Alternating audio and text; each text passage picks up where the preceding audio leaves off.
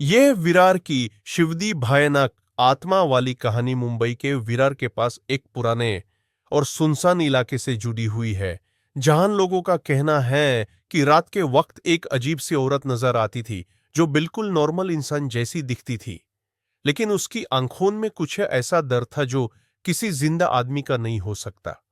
Local लोग बताते हैं कि ये औरत पहले शिवदी के पास एक छोटे से घर में अपनी मां के साथ रहती थी और उसकी जिंदगी बहुत दर्दनाक थी, क्योंकि उसके साथ उसके अपने ही परिवार ने अत्याचार किया, जिस वजह से वो धीरे धीरे तन्हा और परेशान हो गई। और एक रात उसकी मौत बहुत ही बुरी तरह से हुई, जिसके बाद से उसकी आत्मा को शांति नहीं मिली और वो विरार और शिवदी के बीच के रास्ते पर भटकने लगी। कई लोगों ने बताया है कि रात को लेट ट्रेन से उतरने के बाद जब वो घर जा रहे होते थे,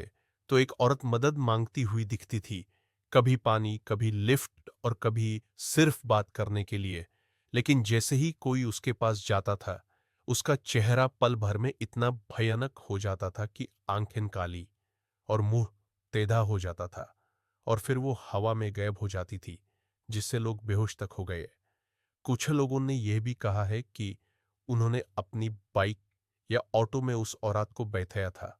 और थोड़ी दूर चलने के बाद जब पीछे मुड़कर देखा तो सीट बिल्कुल खाली थी। और उसके बाद उनकी जिंदगी में अजीब अजीब घटनाएं शुरू हो गई, जैसे बिना वजह बुखार, बुरा सपना और घर में चीजों का अपने आप गिरना। इसलिए विरार के आसपास के लोग आज भी रात में उस रास्ते पर आकले जाना अवॉइड करते हैं और मानते हैं कि शिवदी की वो भटकती हुई आत्मा अभी भी वहीं घूम रही है, अपनी अधूरी कहानी और अपने साथ हुए जुल्म का दर्द लेकर।